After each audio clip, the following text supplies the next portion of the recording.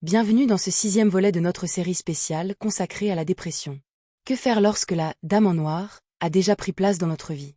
Aujourd'hui, nous l'examinons sous l'angle de la psychologie analytique de Carl Jung. Écouter la dépression ne signifie ni s'y résigner ni idéaliser la souffrance. Écouter signifie chercher à comprendre le message qu'elle porte. C'est là que commence la thérapie Faro. Elle ne demande pas seulement comment faire disparaître la dépression, mais aussi que cherche-t-elle à révéler? Quelle blessure demeure ouverte? Quelle perte n'a jamais été intégrée? Quelle part authentique de la personne a été abandonnée? La Dame en noir apparaît souvent lorsque l'âme ne peut plus être ignorée. L'une des premières questions posées par Faro est: qui avez-vous dû prétendre être pour recevoir de l'amour, de l'acceptation ou de la reconnaissance? Jung appelait ce masque social la persona, la personne forte, la mère parfaite, le professionnel irréprochable, celui qui ne demande jamais d'aide. Lorsque l'écart entre ce masque et l'identité réelle devient trop important, la souffrance apparaît. L'énergie psychique s'épuise à maintenir un personnage et l'âme réclame davantage d'authenticité. Jung nous a également légué le concept d'ombre. Tout ce que nous refusons de reconnaître ne disparaît pas. Cela demeure dans l'inconscient: colère, peur, fragilité, besoins affectifs, vulnérabilité ou blessures anciennes. Faro invite alors à explorer certaines questions. Quelles émotions refusez-vous de ressentir? Quelle partie de vous-même tentez-vous de cacher? Quel aspect de votre histoire attend encore d'être entendu? Ce qui est refoulé réapparaît souvent sous forme de souffrance. Jung s'est aussi intéressé aux complexes: abandon, rejet, humiliation, infériorité ou blessure parentale.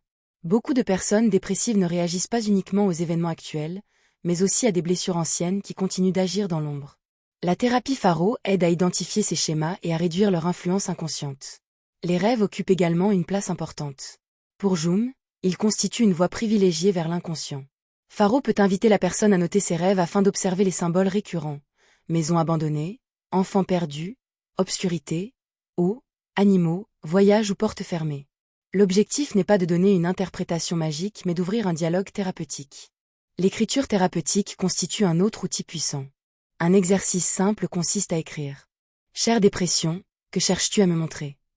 Puis répondre librement, sans jugement ni censure. Cette démarche transforme progressivement une souffrance diffuse en conscience.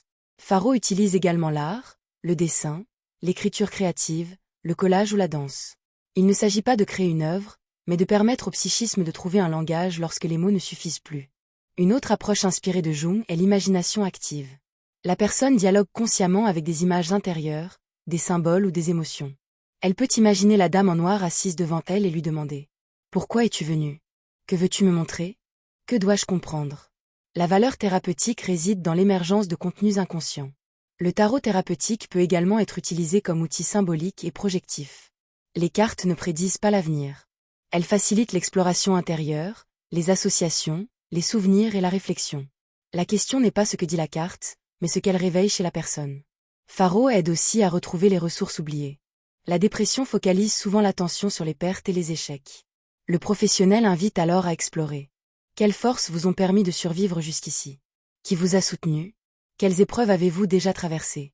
Quelles ressources demeurent présentes aujourd'hui? Il ne s'agit pas de nier la souffrance, mais de rappeler que l'identité humaine est plus vaste que la douleur actuelle. L'objectif ultime de Jung n'était pas le bonheur permanent. Il parlait d'individuation, devenir progressivement celui ou celle que l'on est réellement.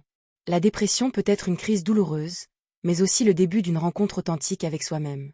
L'un des drames de notre époque est que beaucoup de personnes finissent par se percevoir comme un diagnostic ou une maladie. Faro propose une autre vision. La personne n'est pas son trouble. Elle est un être humain traversant une épreuve difficile. C'est pourquoi la première intervention thérapeutique n'est pas toujours une technique. C'est souvent une présence humaine authentique. Écouter, accueillir, accompagner, sans juger ni minimiser. Parfois, la guérison commence lorsque la personne découvre qu'elle n'a plus besoin de porter seule ce qui la détruisait. La Dame en noir ne vient pas pour rester éternellement. Mais elle repart rarement avant d'avoir été entendue. La véritable question n'est peut-être pas: comment faire disparaître cette expérience? Mais plutôt: qu'est-ce qui doit changer dans ma vie pour qu'elle n'ait plus besoin de se manifester ainsi?